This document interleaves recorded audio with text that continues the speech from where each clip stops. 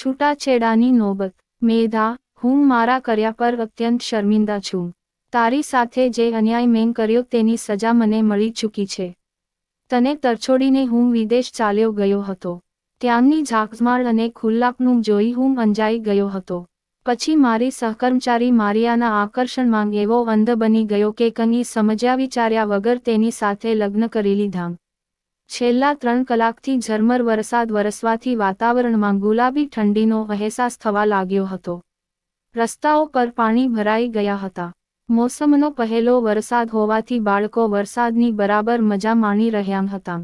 તેઓ પાણીમાં ઊભા રહીને નાચી રહ્યા હતા, રમી રહ્યા હતા, તો કેટલાક બાળકો કાગળની હોડીને પાણીમાં છોડી રહ્યા હતાં।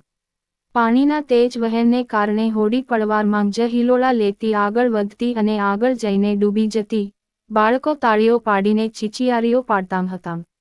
બાલ્કનીમાં ઊભેલી મેધા આ દ્રશ્ય જોઈને મલકાઈ ઉઠી। તેને પોતાનું બાળપણ યાદ આવી ગયું। તેનું બાળપણ પણ આવું જ હતું। વરસાદ બંધ થયા પછી બધી બહેનપણીઓ નજીકના બગીચામાં પહોંચી જતી, જ્યાં લાલ મખમલી પરિધાનમાં ઈદરગોપ જીવડાનો ઘાસમાં ફરતાં જોવા મળતાં હતાં। તેમને હળવેકથી ઊંચકીને માચીસની ડબ્બીમાં નાખીને તેઓ ઘરે પરત ફરતી અને પછી તેને વરંડામાં ફરસ પર છોડી મૂકતી। લાલ મખમલી ઈદરગોપ જીવડાઓના ફરવાથી સમગ્ર વરંડામાં મનોહર દ્રશ્ય સર્જાતું હતું। શેઠાણી, ચા તૈયાર થઈ ગઈ છે। મંગળાનો અવાજ સાંભળી તે વર્તમાનમાં પાછી ફરી। અંદર ગઈ તો સાસુ સસરા તેની રાહ જોઈ રહ્યાં હતાં। સૌએ સાથે મળીને ચા પીધી। હજુ તેના લગ્નને 10 દિવસ જ થયા છે, પણ તેને કોઈ સુખ, ખુશી કે આનંદ પ્રાપ્ત થયા નથી। સુહાગરાતે જ પલાશે કહી દીધું, મેધા, હું તારાથી કંઈ છુપાવવા માંગતો નથી। હકીકતમાં આ લગ્ન માટે મજબૂરીમાં મમ્મી ડેડીના દબાણને કારણે કરવા પડ્યાં છે। હું હમણાં લગ્ન કરવા ઈચ્છતો નહોતો। કંપનીના પ્રોજેક્ટ માટે મારે 3 વર્ષ માટે અમેરિકા જવાનું છે। મમ્મી ડેડીને બીક હતી કે ક્યાંક હું કોઈ ગોરી મેમના ચક્કરમાં ફસાઈ ન જાઉં। તેમને ભારતીય વહુ જોઈતી હતી એટલા માટે તેમનું મન રાખવા મેં મંજૂરી આપી દીધી। હું તને સાથે પણ લઈ જઈ શકીશ નહીં। આથી શક્ય હોય તો મને માફ કરી દેજે। મેધાનો આંખમાં કાંપી ઉઠ્યો। આટલો મોટો દગો! તેની આંખોમાંથી આંસુ વહેવા લાગ્યાં અને ગળું સુકાઈ ગયું હતું। તે માત્ર એટલું જ કહી શકી, તમે મને હોળીનું નાળિયેર શા માટે બનાવી? મારો શું વાંક હતો?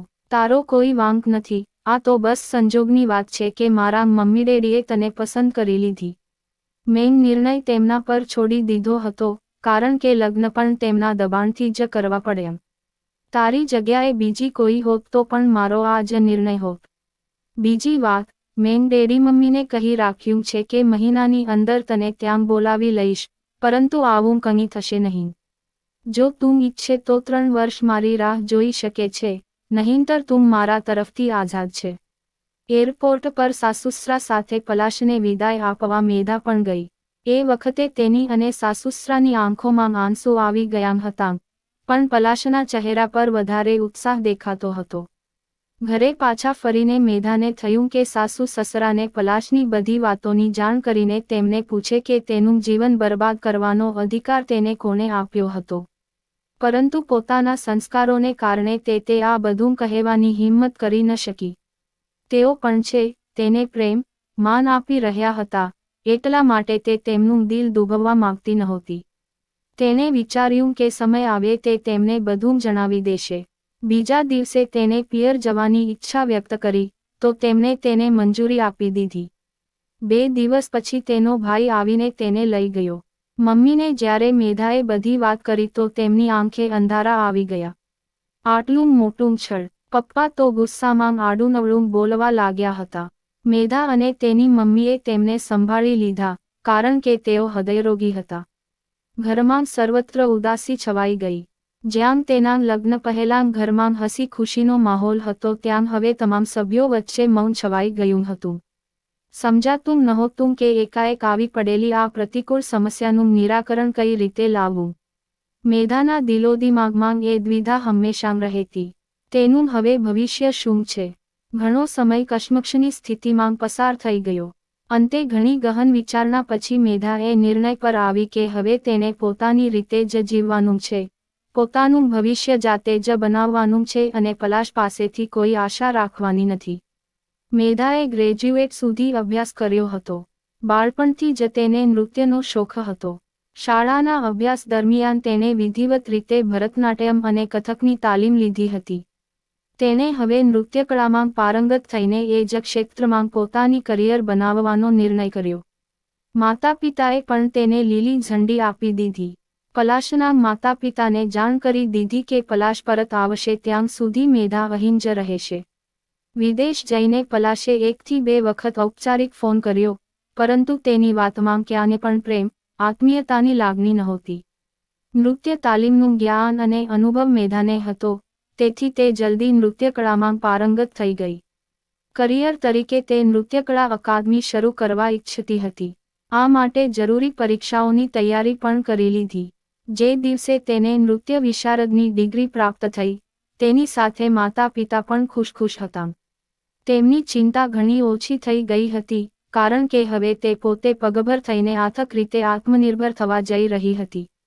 તેમને એવી પણ આશા હતી કે 3 વર્ષ થઈ ગયા છે. હવે પલાશ ગમે ત્યારે પાછો ફરશે અને દીકરીનું ઘર વસી જશે.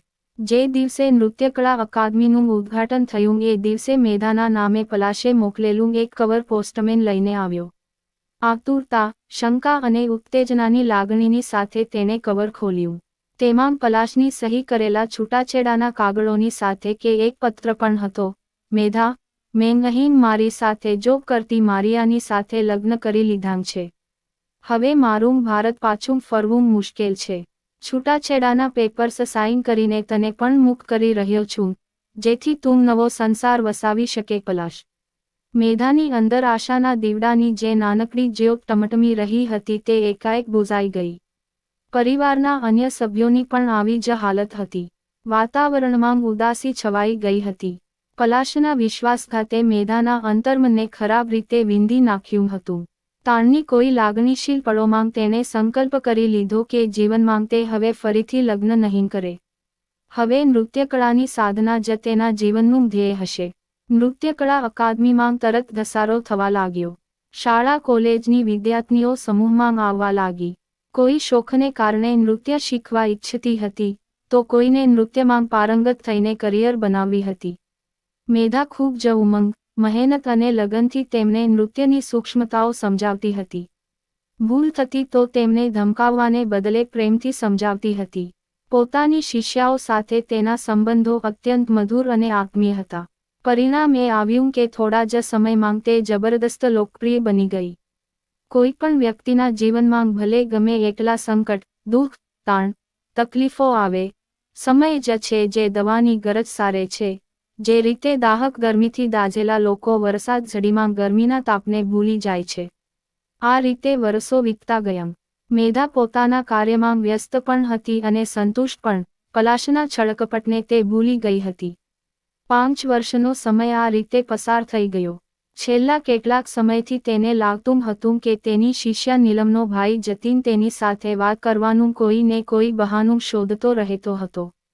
પોતાની બહેનને મૂકવા કે લેવા માટે તે આવતો ત્યારે મેધા સાથે ચોક્કસ કોઈ ને કોઈ વાત કરીને જ જતો હતો. અલબત્ત મેધા પોતાને પોતાના કાર્યક્ષેત્રમાં અત્યંત વ્યસ્ત રાખતી હતી, પણ ક્યાંક ને ક્યાંક અંદરથી તેને અનુભૂતિ થવા લાગી હતી કે તે પણ જતીનથી પ્રભાવિત થઈ રહી છે. તેનું પ્રભાવશાળી વ્યક્તિત્વ તેને સારું લાગતું હતું. અચાનક એક દિવસ જતીને તેની સમક્ષ લગ્નની દરખાસ્ત મૂકી તો તે સ્તબ્ધ થઈ ગઈ. સ્વસ્થ થયા પછી તેણે પોતાના ભૂતકાળ અંગે બધું જતીનને જણાવી દીધું. જતીને ખૂબ જ સહજ બનીને કહ્યું, એ તમારો ભૂતકાળ હતો. મારે તેની સાથે કોઈ નિસ્બત નથી. હું તો ફક્ત તમારા વર્તમાનથી પ્રભાવિત છું અને તમને મારી જીવનસાથી બનાવવા ઈચ્છું છું.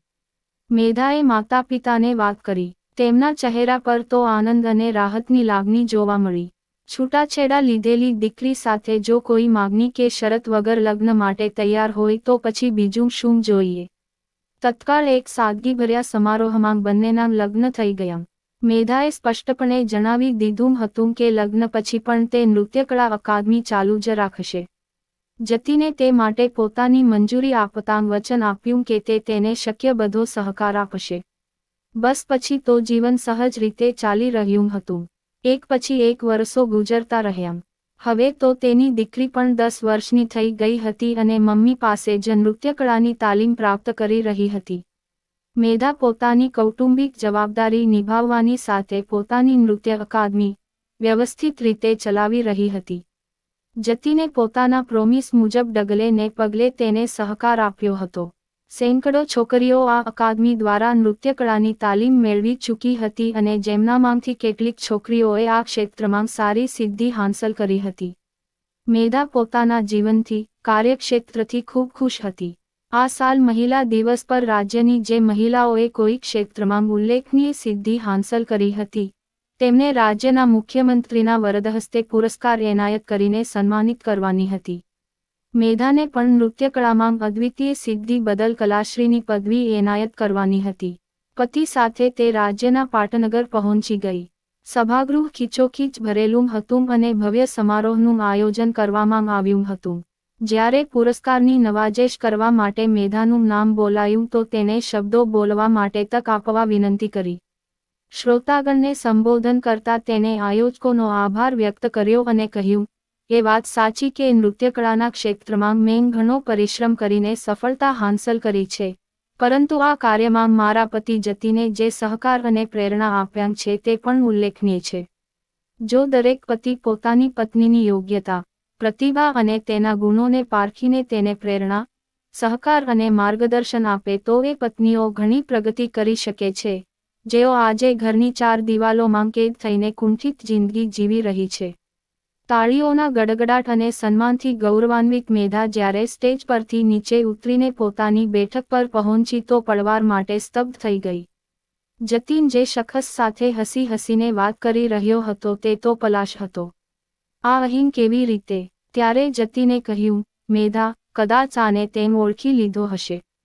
આ પલાશ છે, મારો જીગરી મિત્ર. મેધાના ચહેરા પર આશ્ચર્ય, તાણ અને ભયની મિશ્રિત લાગણીઓ ઉભરી આવી. આ જોઈને પલાશે શરમાતા કહ્યું, મેધા, હું મારા કર્યા પર અત્યંત શર્મિંદો છું. તારી સાથે જે અન્યાય મેં કર્યો તેની સજા મને મળી ચૂકી છે. તને તરછોડીને હું વિદેશ ચાલ્યો ગયો હતો. ત્યાંની ઝાકઝમાળ અને ખુલ્લાપણું જોઈ હું અંજાઈ ગયો હતો. પછી મારી સહકર્મચારી મારિયાના આકર્ષણમાં એવો અંધ બની ગયો કે કંઈ સમજ્યા વિચાર્યા વગર તેની સાથે લગ્ન કરી લીધા. થોડો સમય સારો વીત્યો, પણ વિદેશી છોકરીઓ ઘરગૃહસ્થીના મહત્વને ક્યાં સમજતી હોય છે. સંબંધો વણસતાં છૂટાછેડાની નોબત આવી ગઈ. એ 5 વર્ષો દરમિયાન હું તો માનસિક યાતના ભોગવી જ રહ્યો હતો. મારા માતા પિતાને પણ મારા વર્તન વ્યવહારથી એટલો આઘાત લાગ્યો કે 1 વર્ષમાં જ બંને મૃત્યુ પામ્યા. સ્ટ્રેસથી એટલો હેરાન થઈ ગયો કે છેવટે મેં નિર્ણય લીધો અને સ્વદેશ પરત આવી ગયો. હું છેલ્લા 5 વર્ષથી અહીં છું. મને જતીન દ્વારા તારી પ્રવૃત્તિઓ અંગે ખબરંતર મળતા રહ્યા. આજે તને આ પડાવ પર પહોંચેલી જોઈને મને ખૂબ જ આનંદ થઈ રહ્યો છે. મેં અણસમજમાં હીરાને કાચનો ટુકડો સમજીને ઠોકર મારી દીધી હતી, પણ જતીને તેની સાચી પરખ કરીને, તેનું યોગ્ય રીતે ઘડતર કરીને તેને અણમોલ બનાવી દીધો. તારા વિચારોએ પણ મને પ્રભાવિત કર્યો છે. તારા જીવનની વધુ પ્રગતિ માટે હું તને શુભેચ્છાઓ પાઠવું છું. મેધાએ આંખ ઊંચી કરીને પલાશની સામે જોયું. તેની આંખમાં પશ્ચાતાપ સ્પષ્ટપણે નજરે પડતો હતો. મિત્રો, આ કહાની સારી લાગી હોય તો લાઇક કરીને શેર કરજો અને ચેનલને સબસ્ક્રાઇબ કરવાનું ન ભૂલતા. અને હવે ફરી મળીશું એક નવી કહાનીની સાથે. ત્યાં સુધી જય શ્રી કૃષ્ણ, જય શ્રી રામ.